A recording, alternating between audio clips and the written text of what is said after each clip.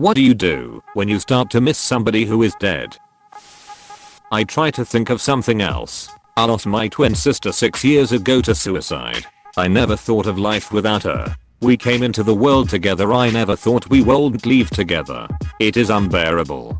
My heart goes out to you.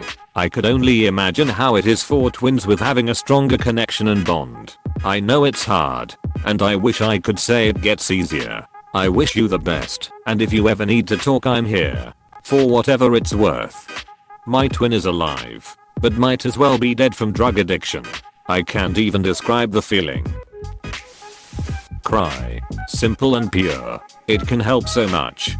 And yet it can sometimes take a long time to come. I was sure I had made peace with my mum's passing, but my birthday this year brought on 3 days of tears.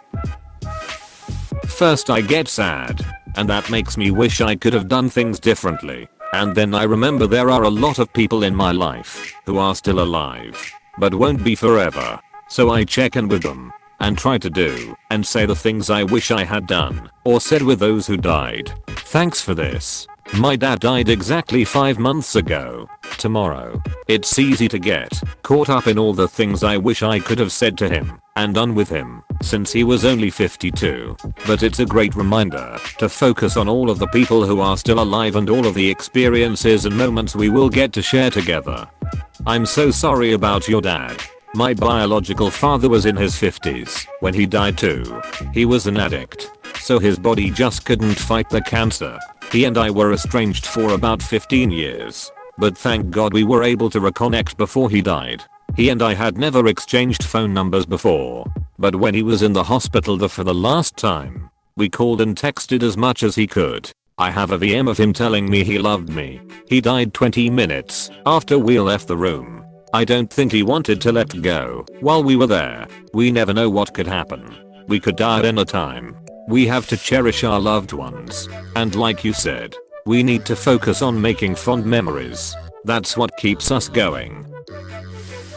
Hey op, I've written out this several times on Reddit, on this account and old ones as well. But I'm going to write you out a new response, because as you'll find as time passes, perspective on death changes over time. When I was 18, my best friend died my first week of college. The grieving process was further complicated since I was unable to attend her funeral. I couldn't pay for my own flight ticket back home, and my parents deemed it unnecessary for me to fly back to attend. Then, 2 years later, my partner, who is, to this day, the only man I've ever truly loved, committed suicide. I know grief like the back of my hand. This is a familiar pain. It is an original pain, but it is not an eternal pain.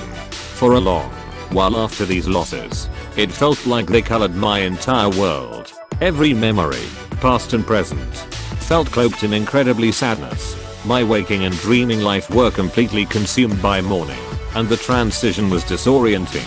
The suddenness and permanence of death carries physical weight. It drains the world of color. It casts you into a sea of deep, thrashing waves, and you feel powerless to stay afloat above the blackened pitch of it. Submerged in grief, in dreams, in the interstices between awake and dreaming where you realize at the outset of every new day that this is, in fact, real. It levels you. It is no mistake that people who talk about grief liken it to a feeling of drowning, of becoming a husk of your former self, of being completely helpless to combat a loss that feels more like a piece of you has been bored out and taken away than it does something external. The fact is, we are undone by each other. We are undone by grief. We are undone by the person we lost and the pieces of ourselves they take with them when they go. Grief touches everything. It may feel like it has taken everything too, but it hasn't. It has only taken what was, not what is, not what will be. As your life grows, so too does the space around your grief. As the architect of our own lives and futures, it may take some time to start writing the chapters after all. Grief immerses us in the before. But one day, you will have a moment in which you realize you are no longer in the water, in those hungry waves. You aren't consumed. You don't feel the weight. Maybe you're watching a movie with friends, or taking a bike ride, or working on art. Maybe it's a beautiful day and the sun shines down on you, and you think for the first time, This can be okay. Those moments are beacons that draw us out of the inner corridors inside of ourselves, back into the world of the living. They are brief new chapters we have written in the storybook of our survival, and they become longer and brighter.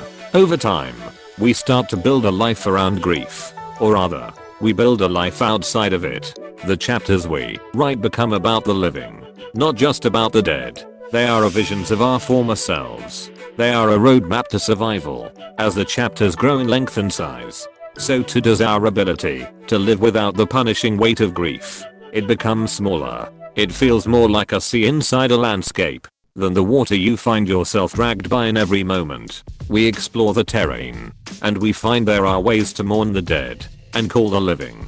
Vivus voco, mortuus plango. The truth is, the grief never leaves us. It has been 9 years since my partner died, 11 since my best friend, on long bike rides, on rainy evenings sitting on my front stoop smoking, and on bridges when I look over the edge and see the water beneath me pulsing with the tide.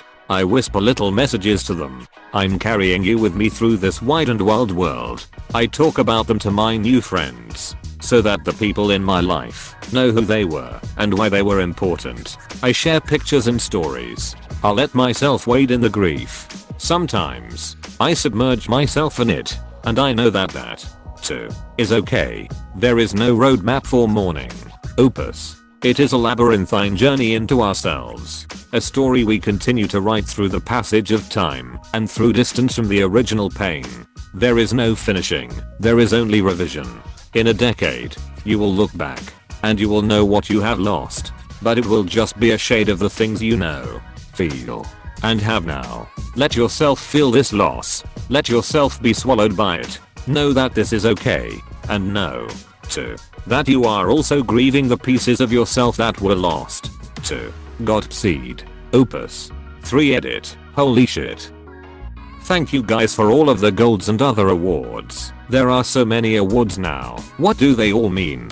Am I really a timeless beauty as one award would imply? Or am I hideously deformed? // who can say? Since I'm making this edit anyway, I wanted to add something for those of you who wish to help someone else who is grieving one. Sentiment isn't always the best approach. Please, don't resort to empty platitudes. Especially not everything happens for a reason, or this will make you as stronger types, as they can be insulting, patronizing, and unhelpful. My best advice is to contribute acts of service to those in mourning. Cook for them, clean their house, do their laundry, babysit their kids, take their dogs for a walk. The small things build up. The depression of grief hollows us out. The things I remember most from after these losses were the friends who swooped into my life and just made sure I was taken care of. Rides, help with homework, a long drive with no destination, and no forced conversation.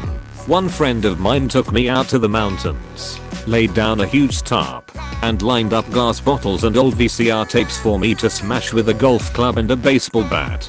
Don't worry, we recycled the detritus afterwards by simply gathering up the tarp. What resources do you have that you can rally for this person? Use them. People in mourning receive a lot of platitudes and condolences, but often don't receive much real world help. Be the helper. Be a positive presence. Shoulder some of the burden, so that they don't drown in more than just their grief. 2. Include the grieving person as often as possible. Invite them to parties. Invite them for solo hangs. Expect and be okay with hearing a lot of no's at first, but don't stop reaching out. Socialization is important during this period of time. It's not enough to just text, call, show up, give space if it's asked for, but don't give up. Involve them in activities. Do an art project together.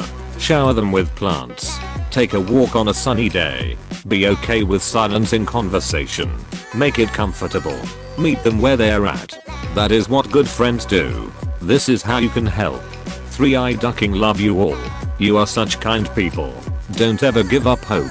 And never stop helping one another. My family is mostly dead. My friends are steadily overdosing, dying of cancer, completing suicide. I live in grief every day and always will. And your post is beautiful and true. I love it. Eventually we build a boat and pull ourselves out of the sea of grief. bit by bit. And one day we find that the same sea that nearly drowned us with its waves is now lifting our boat. Those times when the love that gives life to your grief inspires you to create, or do good, or be a better person. Those times are the reason we hold on when the storm first comes. Because there is occasional sunshine the other side, if we can only find our way there. I'm sorry, but may I ask what is going on with your friends? How are so many dying? Hey, thanks for watching, and don't forget to subscribe.